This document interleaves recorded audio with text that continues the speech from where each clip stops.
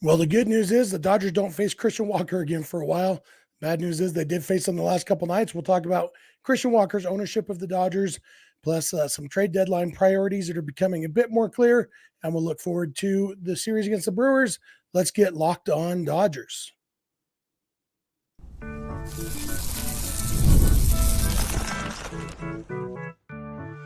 You are Locked On Dodgers, your daily Los Angeles Dodgers podcast. Part of the Locked On Podcast Network, your team every day.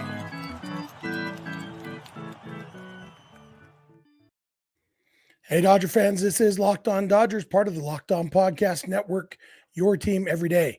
Thanks to our everydayers for making Locked On Dodgers your first listen every weekday morning. And thanks to those of you who are with us live on this unique, special Friday morning live episode. The fireworks were pretty loud in both my neighborhood and Vince's neighborhood last night. And so it would not have been a pleasant audio experience to go live last night. So we decided to do it this morning. And now turns out it's just me. But remember, this show is free and available on all podcast platforms and on YouTube simply by searching for Locked On Dodgers. So please subscribe wherever you're watching or listening right now. If this is your first time with us, my name is Jeff Snyder. As I mentioned, my regular co-host is Vince Samperio, but it's just me today. Vince and I are both lifelong Dodger fans, just like a lot of you. We've also both spent time covering the Dodgers and the press box and the locker room. So we bring you the smart fans' perspective on our boys in blue every weekday morning. This episode of Locked On Dodgers is brought to you by Booking.com. Booking.yeah. The right stay can make you a fan of any city, even your rivals. Check out Booking.com for your stay today. And with that said, let's jump right in. The Dodgers lost again to the DBacks. It was ugly.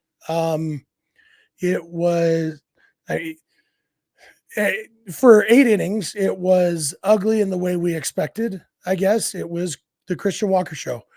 Jock Peterson and Christian Walker hit back-to-back homers in the first inning. Later in the third inning, Christian Walker hit a 2-run homer. D-backs added on one more run. It's 5-3 through 8 innings. You're thinking, okay, well, maybe the Dodgers can mount a rally. You're looking at what part of the lineup's coming up, not super optimistic. And then Nick Ramirez just said, oh, don't worry about that rally. I'm going to give up 4 runs here in the top of the 9th inning so that it won't matter that it's the bad part of the lineup coming up because, you know what, game's just going to be over. Dodgers ended up losing 9-3. It was ugly. It was not an enjoyable game to watch unless you're a Christian Walker fan, which I can't imagine any of us are. I do want to address something. I mentioned the other day that other than the home runs, Christian Walker hasn't been a great hitter against the Dodgers. And that's kind of like, you know, other than that, Mrs. Lincoln, how did you enjoy the play? Because the fact is he's hit 27 home runs against the Dodgers now, the most he's hit against any team.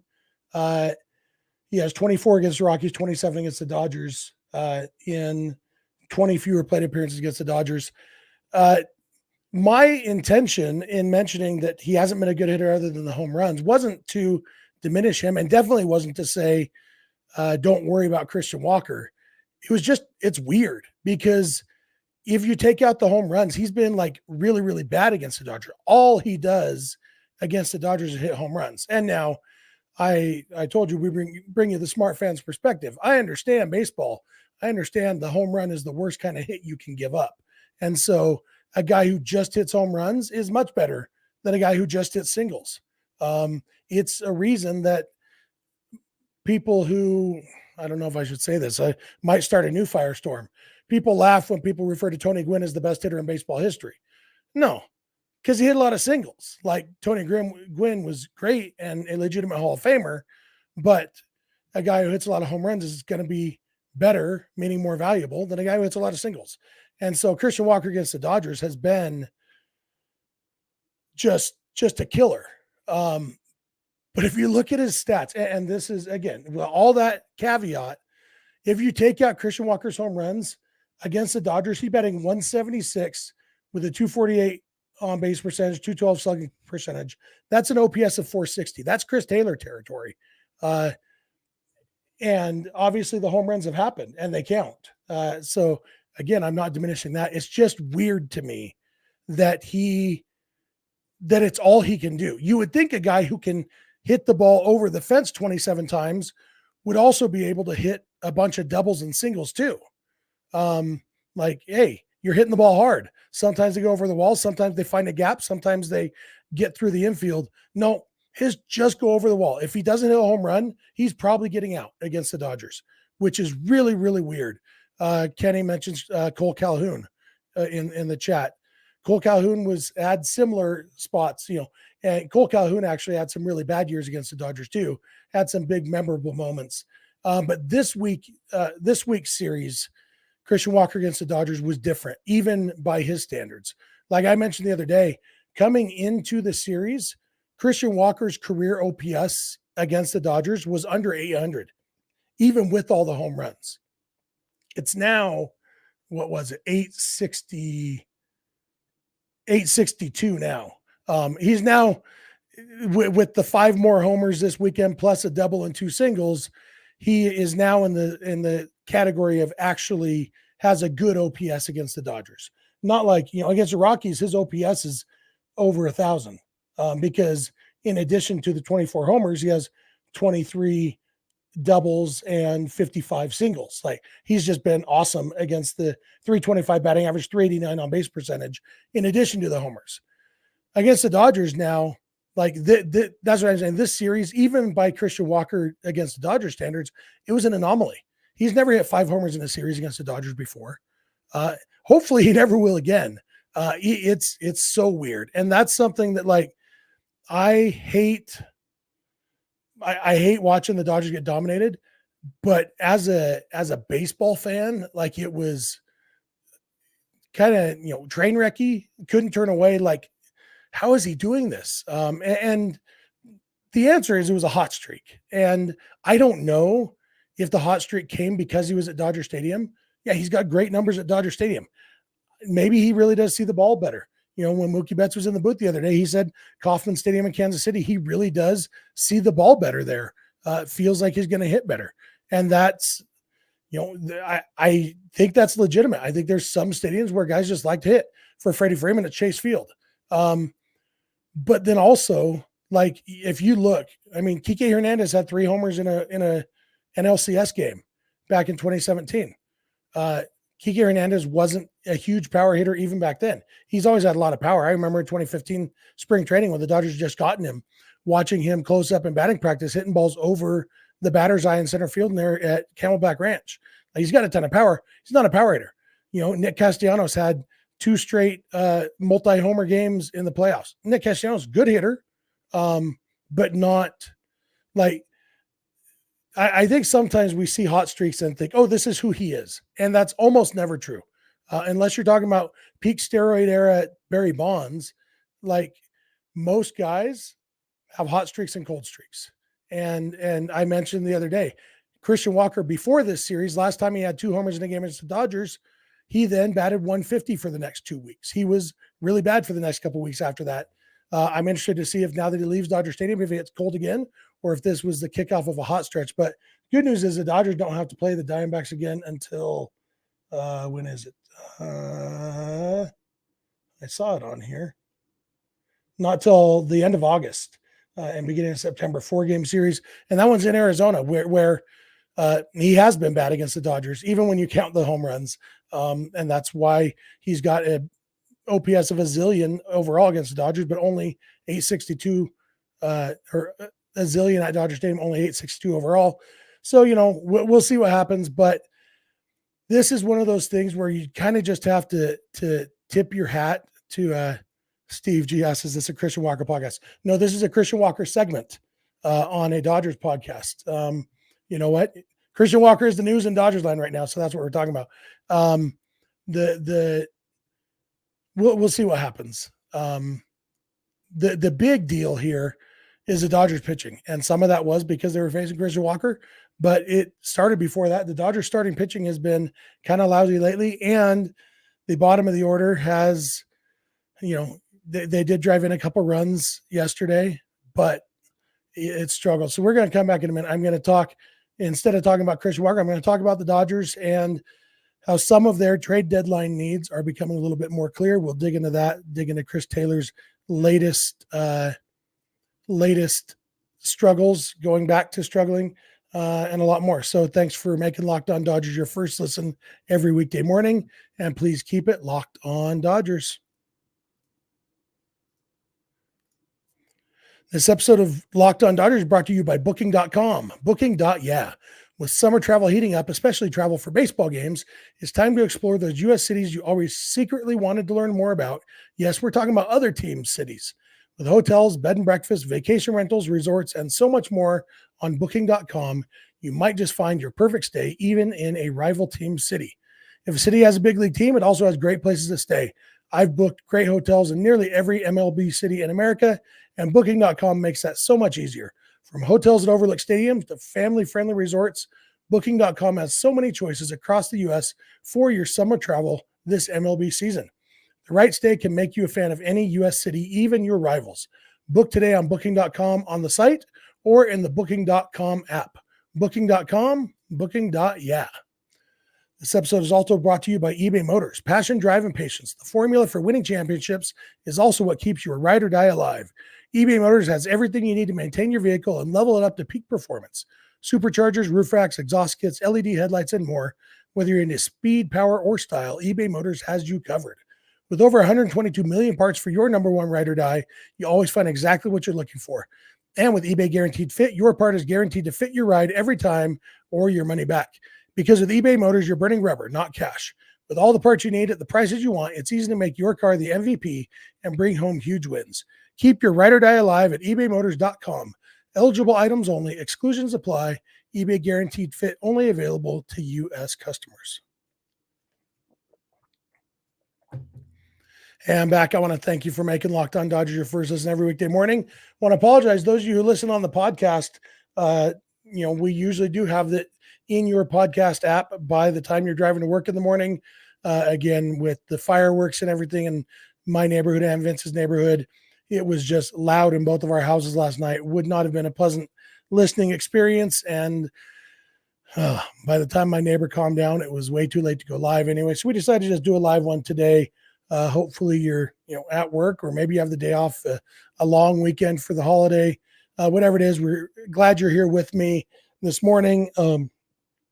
Obviously not the most pleasant series to talk about, but you know what? We're still talking about our Dodgers, who we love, and sometimes talking about what needs to be fixed is fun too. Remember, you can go beyond the podcast and become a Locked On Dodgers insider by going to joinsubtext.com/LockedOnDodgers. You can also check out Locked On Sports Today and Locked On Sports Los Angeles over on YouTube, and you can catch every pitch of every Dodger game on SiriusXM or the SXM app simply by searching for Dodgers. And with that said, the trade deadline's coming up. We're till July 5th now, so we're 25 days from the trade deadline, 3.5 weeks. We're getting to the point where teams are probably going to start thinking about becoming sellers. The hard thing is this year, like, there's so much parity in the National League, especially, but in all of the major leagues, and not in a good way. It's just, it's not even the National League, especially. It's the whole league.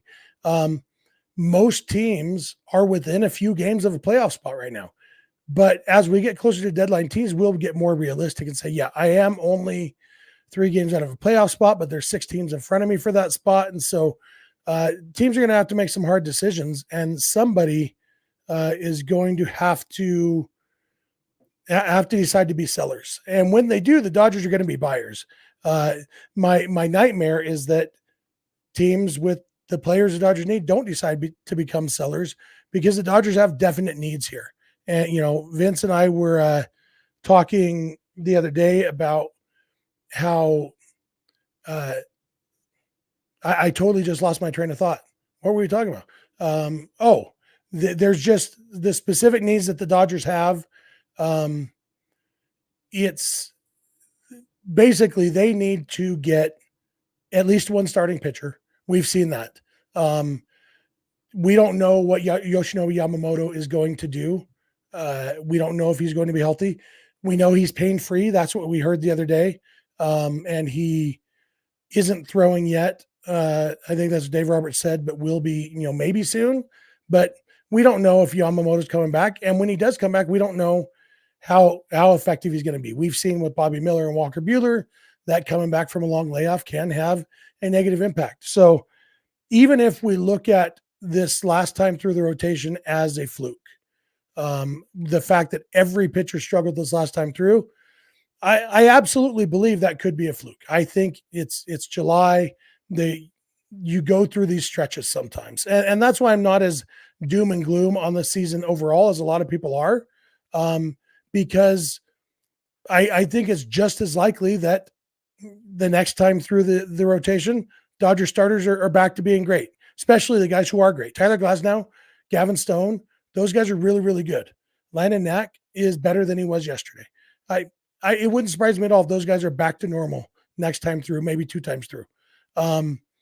And I'd feel pretty good if we get back to normal. Tyler Glasnow, Gavin Stone, that's 2 really good starters in the postseason. Yamamoto could make 3, but with the question marks about Yamamoto, having no idea what you're going to get from Kershaw if and when he comes back, like the Dodgers need a starting pitcher, and not a Lance Lynn type, not a back of the rotation guy, save the rotation in the regular season. They need a guy who can slot in at the top of a rotation, basically in a postseason rotation. Doesn't have to be the top, but somebody who's good enough to be a good starter in the postseason. And so that is guys like, Kenny mentions Jack Flaherty. Jack Flaherty this year has been really, really good. I still, I told you guys the other day, I've changed my tune. I'm back on board with getting Jack Flaherty. I'm still nervous about it. Like anytime a guy is a whole lot better than he had been previously, I get nervous, but there do seem to be reasons for his improvement. So, somebody like that, Garrett Crochet, if he can stay healthy, great. He would be awesome if he's healthy in October. Tarek Skubal, if the Tigers decide to move Skubal, he's absolutely my number 1 target for the Dodgers. I don't think it's likely that they move him. So that, pitching is absolutely a need. Bullpen is maybe a need if there's the right guy available. The Dodgers do have some guys coming back. And my big concern about going and getting a reliever is relievers are so volatile. It's even like it's a reason that you don't want to go out and sign a reliever to a big long contract, because a guy can go from being an elite reliever to being terrible literally overnight. Like Yency Almonte was awesome for a year with the Dodgers, and then he was terrible. We've seen that with a lot of guys, and we've seen that even with higher profile guys who were, every closer. The reason that Mariano Rivera was a unanimous Hall of Famer wasn't because he was the best ever to do it. It was because he was among the best ever to do it and the only one to do it for 20 years, because that is the shelf life of a reliever is usually a couple of years. And so that's why it's hard to go out and get a reliever. It's almost better to get a rental reliever, because you're like, okay, well, at least I know he's been good this year, so he'll probably be good the rest of this year. And then I don't know what's after that. So we'll see if they go to the bullpen. The offense, though, is really where I think the Dodgers need to go get somebody, because right now in the starting lineup, you have guys who can't hit. It's one thing to have guys who can't hit on the bench. And obviously if Mookie Betts and Max Muncy both come back healthy and effective, that helps a lot of that. That does drop some of those out. Austin Barnes, unlikely to start many or any postseason games. There's enough built-in off days in the postseason. I think Dave Roberts is deliberately trying to keep Will Smith fresh, not burn him out this summer, so that he will be more fresh in October. It's why Austin Barnes is playing more. And yeah, Barnes did drive in 2 runs yesterday. Barnes is still a bad hitter, bad at throwing out base runners, bad at the things that baseball players do. But like, even if you get some of these guys out of the starting lineup, you still want guys who can hit on the bench. And that's the problem. Like right now, the Dodgers they're very top heavy. And BC mentions this all the time. I don't see BC in the chat right now. He's probably, working or sleeping or something. But the bottom of the lineup, even with their improvements lately, they've struggled. And so when people talk about how Miguel Rojas should be the starting shortstop when Mookie Betts come back, I don't even agree with that. I do agree Mookie Betts should go to second base. I think that Gavin Lux, whether they trade him or send him down to the minors or bring him off the bench or something, I think that when Mookie comes back, if not sooner, Gavin Lux's spot is probably his time's probably up for this year at least. Oh, hey, BC, you are here. But I don't think Miguel Rojas is a long-term answer at shortstop because he's very good defensively, but I don't think he's as good a hitter as he's been so far this year. And I think the more playing time he gets, the worse hitter he's going to be, between having to face more right-handed pitching and getting tired at his age, all those things that can happen to a player. So I think Rojas needs to go back to being a utility infielder, and the Dodgers need to go out and get a shortstop, which isn't big news to anybody. That, I want Bo Bichette. And I'd love to have Willy Adames, but the Brewers aren't going to trade Willy Adames. I'm convinced of that. And there may be other shortstops out there who end up becoming available. Francisco Lindor would be really intriguing. Long contract, Mets have eaten big parts of long contracts recently to get out from under the contracts, so who knows, but the Dodgers need to get a good hitter at shortstop so Mookie can be a good hitter at second base. That right there, when you, Kenny agrees with me. Wow, that doesn't happen often, Kenny. This is exciting. Big moment for us, Kenny. But getting a shortstop who can hit solidifies that infield a little bit, a lot bit, especially if you get Max Muncy back. If you had an infield of Freddie Freeman, Mookie Betts, Bo Bichette, and Max Muncy, offensively, that feels a lot better than Freddie Freeman, Gavin Lux, Miguel Rojas, and Chris Taylor. Like, not even the same universe. And then you look at the outfield, and it's, Jason Hayward got hurt yesterday. We don't know how serious it is. Jason Hayward, for me, he's the main guy I was thinking of when I did my comparison to Lost Season 3 the other day. Like, I am done watching Jason Hayward hit hard ground balls to second base. Like, I've seen enough of that. I've seen enough of Kike Hernandez doing anything. Those are guys who, veteran presence, all that stuff. Like, I don't need them out of the organization. I need them off the active roster, really. And so the Dodgers need to go out and get an outfielder. And again, Randy Arozarena is a guy who I really like. I think he would step up in the bright lights of LA. I think he would enjoy that stardom. We know he doesn't shrink under the pressure of the postseason to the extent that that's a thing. So, go get Randy Arozarena, and this outfield looks different. An outfield of Andy Pages, Randy Arozarena, and Teoscar Hernandez. Yeah, you still have some defensive issues in center field. I saw somebody mentioning the defensive issues in center field with Pages. Yeah, Pages is at best a solid center fielder. He's not great. He's not terrible. But that's why I've said my dream trade deadline is Garrett Crochet, Bo Bichette, Randy Arozarena. Those three guys fix a lot of things. And the fact is the Dodgers have guys who need to be traded.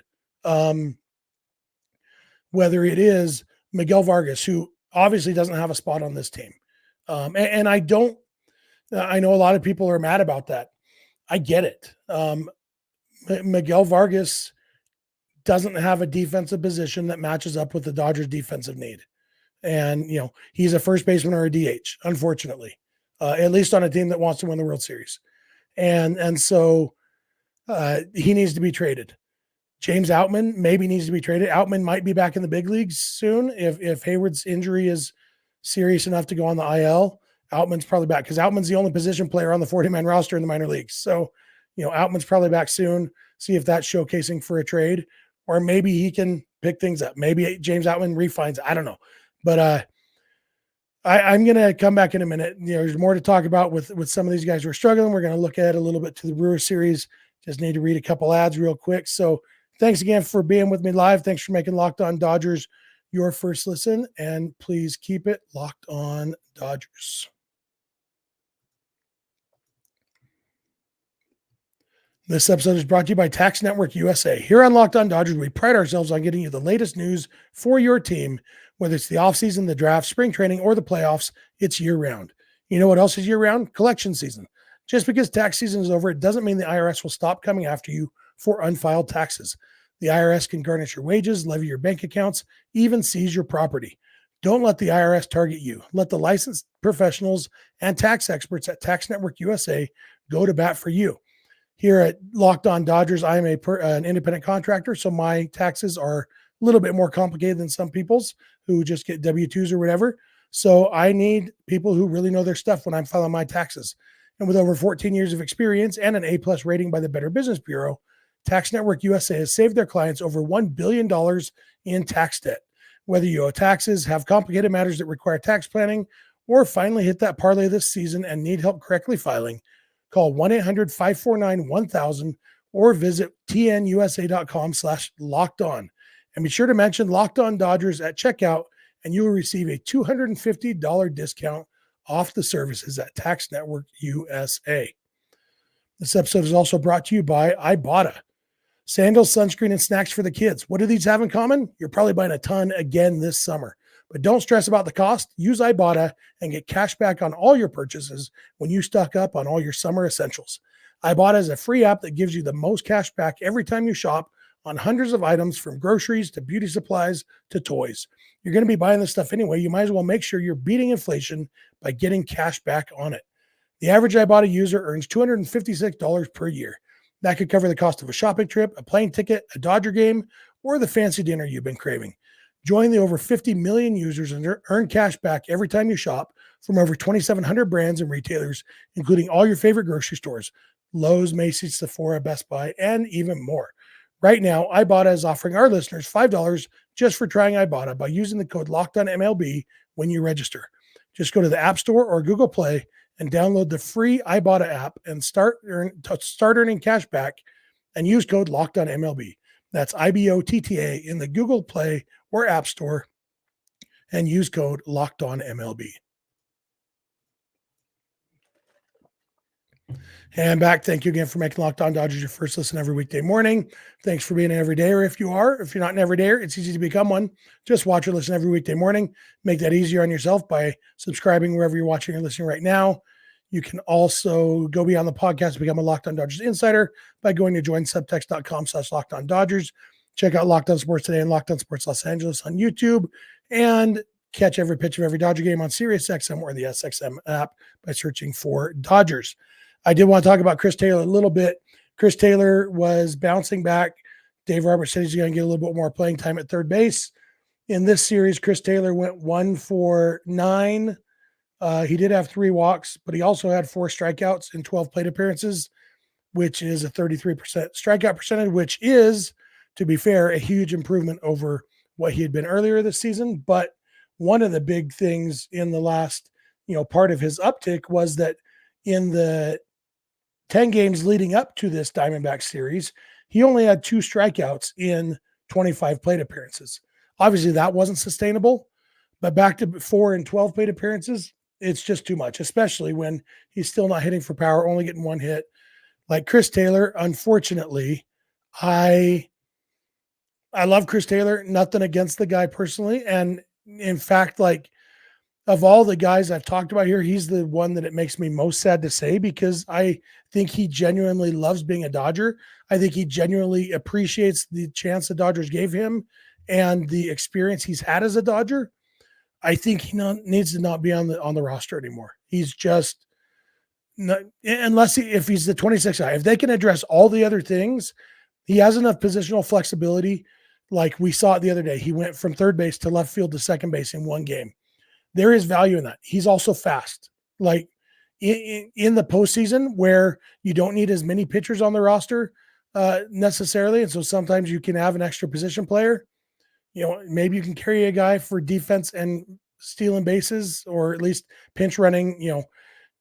Get the winning run on second base, and a slow guy on base, you pinch run for him, maybe. But I just feel like Chris Taylor's time has passed, and it makes me sad because I do like Chris Taylor, but we want the Dodgers to win, and that's what it's all about. So, you know what? All these guys, like, basically, you guys know I'm a huge Gavin Lux fan. I think he is still at some point going to be a good major league hitter.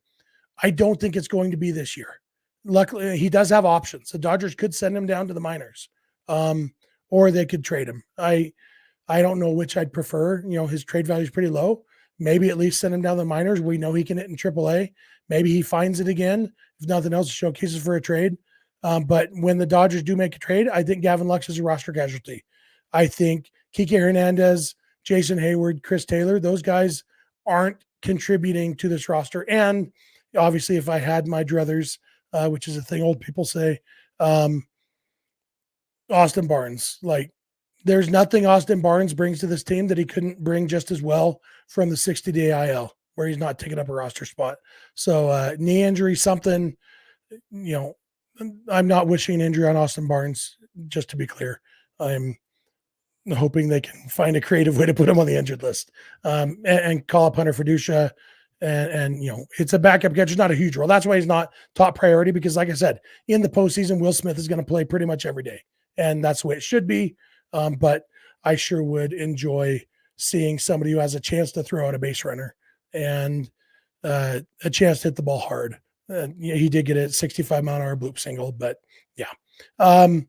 Dodgers take on the Brewers now. Pat Dreyer, throws out. Pat and I were talking about this last night. Wish list should include Luis Rengifo. Absolutely. Luis Rengifo, he is Kike Hernandez, except he can hit. And probably better defense than Kike at this point. And he's a switch hitter. Bring me Luis Rengifo. I wish that Artie Moreno would trade with the Dodgers. Maybe the Dodgers can make that happen one way or another, 3-way trade, something. But I want Luis Rengifo for sure. Throw him in with my Garrett Crochet, Randy Rosarena, and Bo Bichette. Add in Luis Rengifo. You just have my dream trade deadline. But Dodgers take on the Brewers now. The Brewers are having a good season. I'm interested to see how good the Brewers are, because if you look at their recent games, they haven't played a really good team in a while. They just split 4 with the Rockies. They took 2 out of 3 from the Cubs, who have been really bad lately. They swept the Rangers, who the Dodgers didn't sweep, but the Rangers have had a bad season. Right before that, they got swept by the Padres. Won 2 out of 3 from the Angels, 2 out of 3 from the Reds. You got to go back to the Phillies at the beginning of June. Last time the Brewers faced a really good team, and they got swept by the Phillies. And obviously, I know the Dodgers haven't played real gangbusters teams lately either, and haven't done great against them. So I'm interested to see what happens in this series with the Brewers. Hopefully the Dodgers pitching can bounce back. It's Shohei Ohtani's birthday today. Maybe he can hit 5 homers for his birthday. That would be a cool birthday present for us. I promise if Shohei Ohtani hits 5 homers today, we'll do a live episode tonight, even though we normally don't do them on Friday nights. I'll do that for a 5-homer game. We'll see what happens, but all I can do is encourage you, keep the faith. Remember, there were times when the Dodgers were great earlier this season, and they're looking like, they may never lose a game again. And I've said it before, and even in previous seasons, they're going to have a losing streak again. They're going to look terrible again. It's all part of the ebb and flow. Remember that what happens in July hardly ever means anything for what happens in October. And a lot of times that's been bad news for us as Dodger fans. This year, hopefully it's good news, because the Dodgers aren't playing great right now. Doesn't mean they won't play great in October. And I'd encourage you, I'm not going to tell you how to be a fan, but my approach is to enjoy the regular season, even the losses. Obviously, you don't enjoy the losses as much as the wins, but baseball's a great sport. The Dodgers, it's a wonderful thing. Dodger Stadium's still a great place to be. I'd rather be there. I'd rather watch the Dodgers lose at Dodger Stadium than do almost, anything anywhere else. And obviously, I'd much rather watch them win at Dodger Stadium, but love Dodger Stadium, love the Dodgers, and they're going to be okay. And, the trade deadline's coming up. It's going to be exciting. There's things that have to happen. They have guys they need to move for roster reasons. So it's going to be an exciting trade deadline, and hopefully exciting rest of the season and a good October. Fingers crossed. That's going to do it for me. Thanks for being here with me this morning, guys. I really appreciate it. Always fun talking Dodgers with you. Thanks for the lively chat. I've been trying to keep my eye on it while I've been talking. It's a little bit harder doing a solo episode, but I appreciate you guys being there. So that'll do it for me for today and for this week. Be sure to subscribe wherever you're watching, listening right now. Become an everydayer by subscribing and then just watching or listening every weekday morning. Check out Locked On Sports Today and Locked On Sports Los Angeles, the two 24/7 streaming channels on YouTube from the Locked On Podcast Network. Locked On Sports Los Angeles is where you can catch the Locked On Dodgers postcast hosted by Pete Fox after most Dodger games. You can also go beyond the podcast and become a Locked On Dodgers insider by going to joinsubtext.com/LockedOnDodgers. Text directly with us, get our thoughts, on the weekend, even when there's not podcasts, before you hear from us here. It's a lot of fun. Just a few bucks a month with a free 14-day trial. You can follow us on Twitter, Instagram, and TikTok at Locked On Dodgers. Vince is on Twitter at VinceSince91. I'm on Twitter at Snydog, and both of our DMs are open there. You can also email us, lockedondodgers@gmail.com, or send us a voicemail or a text message at 323-863-LOCK-5625. We are here every weekday morning, and we hope you'll be here with us. When you get in your car or sit on your couch, tell your smart device to play podcast Locked On Dodgers. And remember, you don't have to agree. You just have to listen. We'll talk to you on Monday.